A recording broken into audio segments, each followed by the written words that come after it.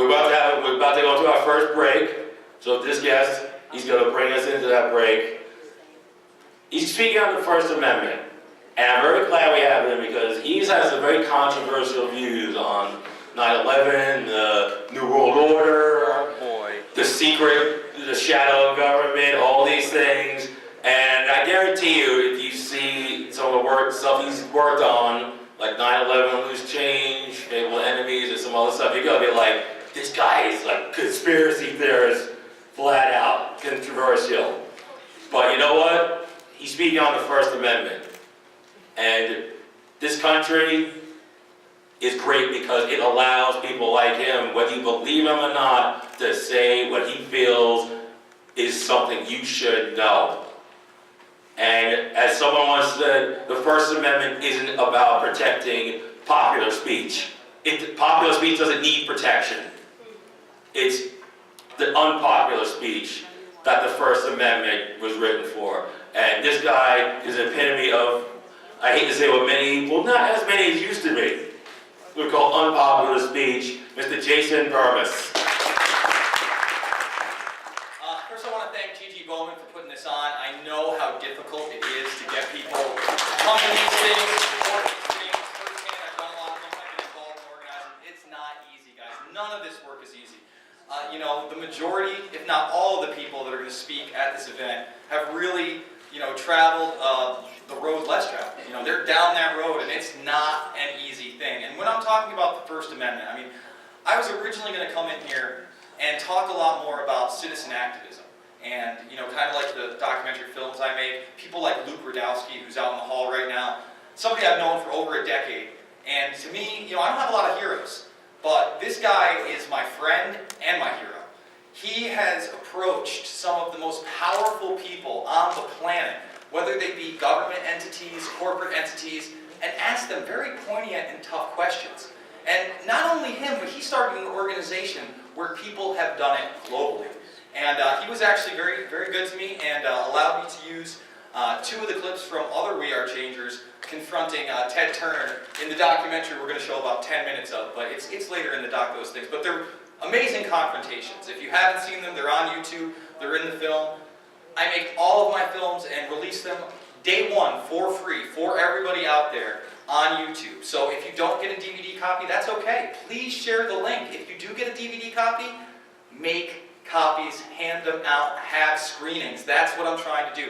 Because we have a group in here. I would like to see every seat filled. I'd like to see people who are at the other event asking questions about this one, because it's not about preaching to the choir.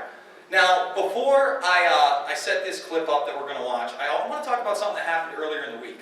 Net neutrality. Is anybody familiar with the end of net neutrality now? Okay. This is a big deal. And I, like most of you, don't trust a lot of what the government says and a lot of these government agencies, and they don't have great track records. And I was probably an opponent of net neutrality when it was first proposed by the FCC. However, they have done what they said they were going to do. They have kept the internet open for all lawful websites. They have stopped big corporations from tearing down and capping your data, and that's all over now. And that means a lot of different things. This lawsuit by Verizon, if we don't challenge it, means that you could be capped at 300 gigabytes for your month. So it'll be a lot like your cell phone plan. Or you may not be able to access Google. They'll let you use Bing if they're in with it. For instance, Comcast is in bed with NBC, is in bed with Amazon. It's one corporate entity. Well, why would they let you stream Netflix? And why would they give you another news source such as CNN and Fox News if they're competitors?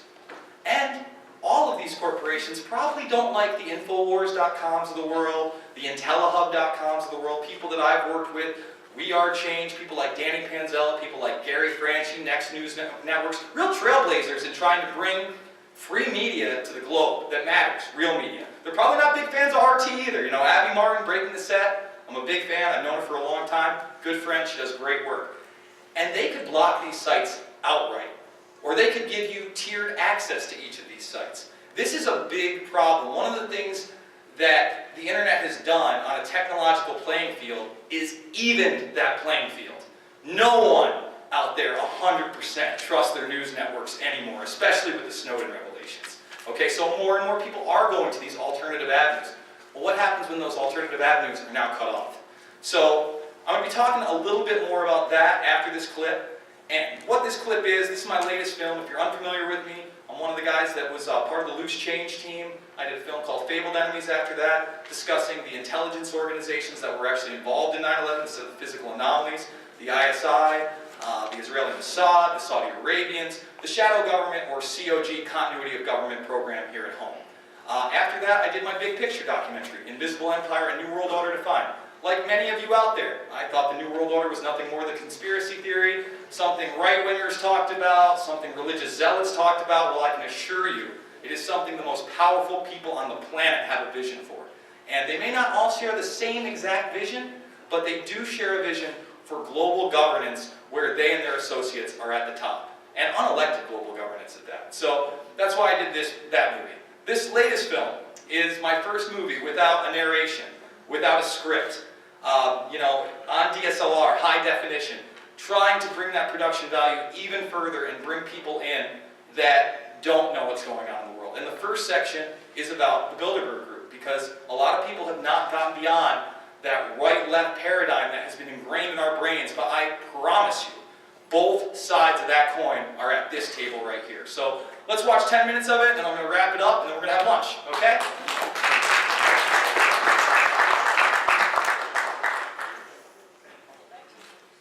Do we not have audio, guys?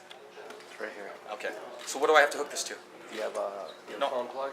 Yeah, I'm in. I thought I was in it right here. No. I think this has to be hooked up to something else. The top soundboard. Okay. All right, let me try it right now. Set out to form an organization that would essentially pull the strings of society from behind the scenes. The Bilderberg Group is a group of world leaders, CEOs, heads of banking institutions that meet every year and decide what's going to happen throughout that next year. The media has largely ignored this organization over the past 50 plus years. And even today, when it is mentioned, it's mentioned in a manner in which you shouldn't be asking about it.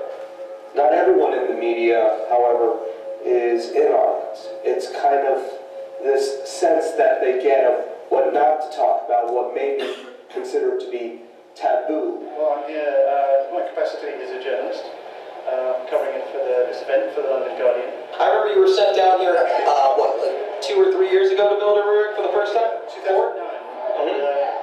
Yeah, so I thought it'd be funny, I said, no one covers this, maybe I should go along and maybe it'll be a laugh. And it turned into an absolute nightmare. I got chased around Athens by, and ended up wrestling a secret policeman in a subway station. It was mental. The mainstream media in the United States has never covered it until now. One party of the failures on the seas was started breaking it. That was a big deal. You guys were covering for this. So at first, we were laughing at it. We got harassed, arrested, and all this was really real. And media said it didn't exist anymore. So it's the fact that they play that Jedi mind trick. This doesn't exist. These limousines. The mainstream media is now acknowledging that these world leaders are meeting, except for there's nothing to worry about. They're not doing anything sinister, even though they meet behind closed doors. Instead of being humble and saying, I don't know the whole truth, we never do as journalists, all we can do is try to ask questions and do our research. And that's very important for journalists to do.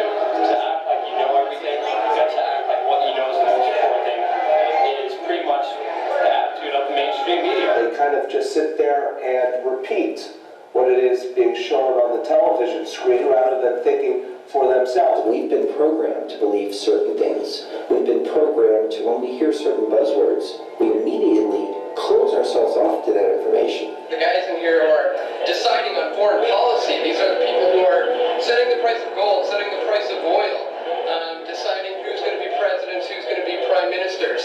They operate in the shadows. They do not want to be seen. They don't want anybody to know that they are here. All board members, attendees, all the EU regulators over this. Public is called for internet ID. So they start taxing the VAT and the tracking. That's what China uses. We just drove up to the security now, as we showed our press cards. We can show us to the press centre. And no, there's no press centre. Can we speak to someone who could represent the organisation to the press? No, that's not good. They're resolutely failing to nurture any kind of proper and grown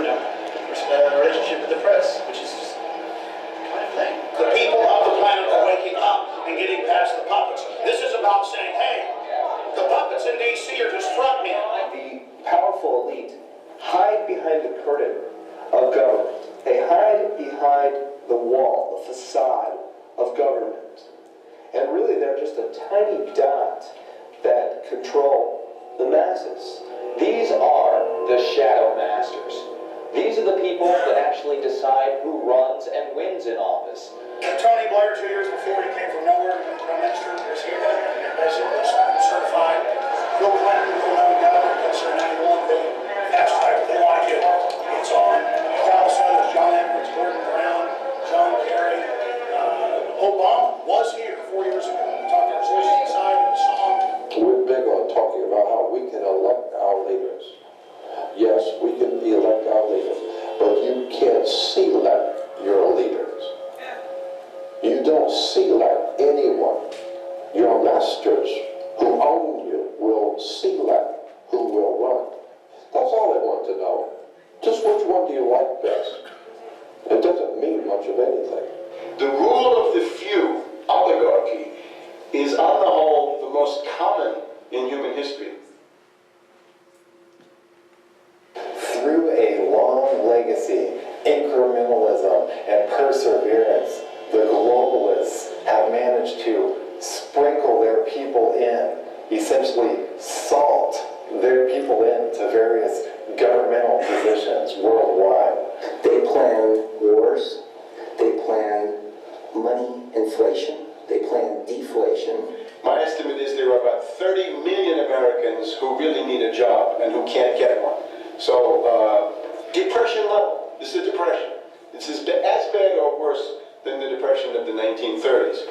They plan collapses, they plan takeovers of rogue nations. They want an organized, controlled system of humans and manipulate them with the resources controlled by tiny, oligarchical elite. Well, Superman in one of the movies said he stands for the American way, freedom, liberty, and justice for all. Well, I like what Dick Gregory said. You're no longer free or brave. You might want to, for the first time in your life, start thinking seriously about where you're going and where your country is going and what's going to happen to your children and your grandchildren when you wake up one day to discover your freedoms are gone, your country is gone, your protections that were guaranteed to you as a citizen are gone. Well, it's outrageous. Our government's been taken over by the military-industrial complex that President Eisenhower warned us about. This farewell address in '61. Our money's being taken. They're announcing 30,000 drones, armed drones, to surveil us. The CIA says they're listening to our phones now without warrants. The real leaders are going to talk now.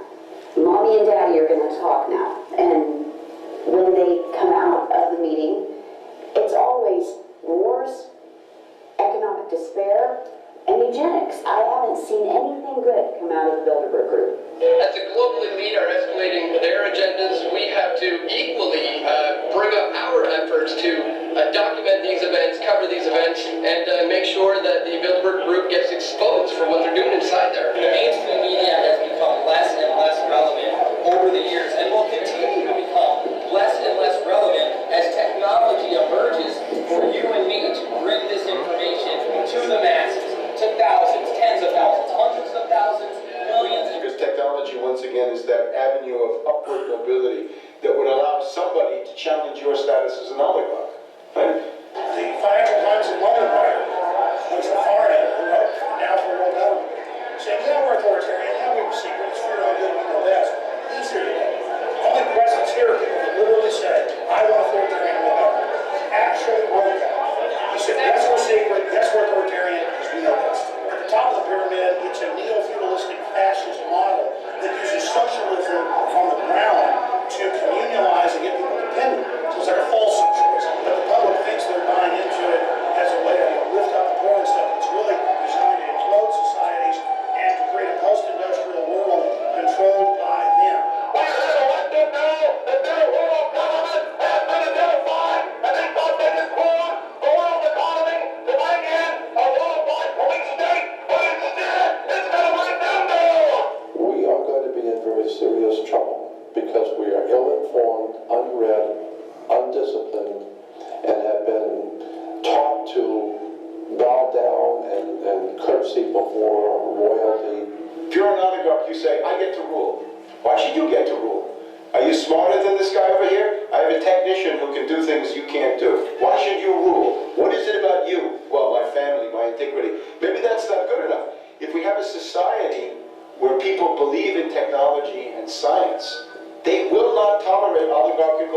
information. If we don't stand up and take the responsibility for ourselves to stop this globalist agenda, we're looking at a world where our children don't understand what freedom is. We're already seeing that world now. The children born post 9/11 don't understand what it's like to live without the NDAA, without the Patriot Act. You have left your government in the hands of other people to take care of things for you because you're too busy with your everyday life.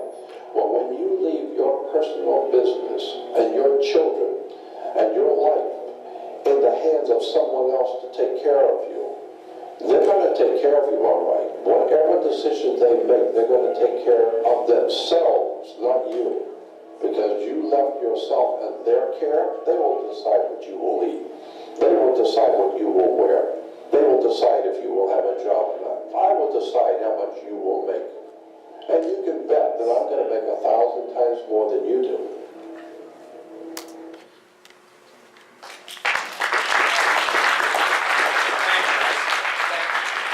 There's a little 10-minute snippet of my latest 90-minute documentary. And to get back to this issue of the First Amendment, I'm going to quote Voltaire here. I may not agree with you, but I will defend till the day I die, till my very death, your right to say that. And there are plenty of people that put things out that are completely revolting or without basis. But we have to protect that speech so somebody like myself and yourself can say something that's controversial, that's against the norm. It's the only way we're going to progress in this society against the power structure. And I'm sorry, but the power structure has gone completely out of control supernova at this point, where they can literally admit, something I've been saying now for the better part of a decade, that they are tracking, tracing, and databasing our every digital move, and beyond that, and putting it into algorithms and software and profiling us, and no one is up in arms. The media touts what Barack Obama did 2 days ago, going up before everybody and saying, we're not going to do it anymore, and if I want to spy on world leaders, I'll just call them. And we're just going to accept that? It is complete insanity. And for those that don't know, these Snowden revelations really aren't that much of a revelation.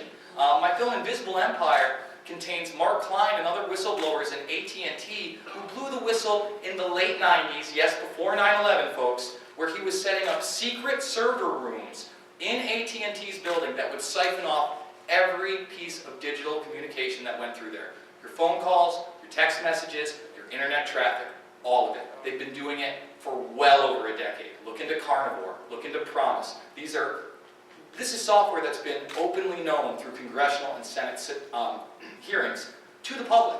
And Klein and 30 other people tried to go to court twice, folks, twice, and were rejected both times because of the National Security Act. And, Klein's still out there. He recently did a commercial on the Snowden revelations with some Hollywood celebrities.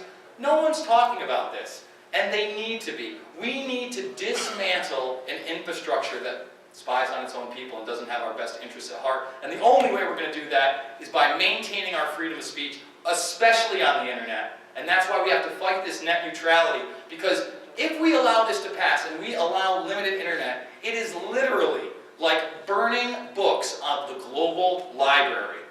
Stuff you will never have access to, ever, that needs to be heard and seen. So, guys, I hope that you check out my material, you get some of it, you make copies, you hand them out to people, and you share this information. And most of all, after you find some of this stuff out, get involved.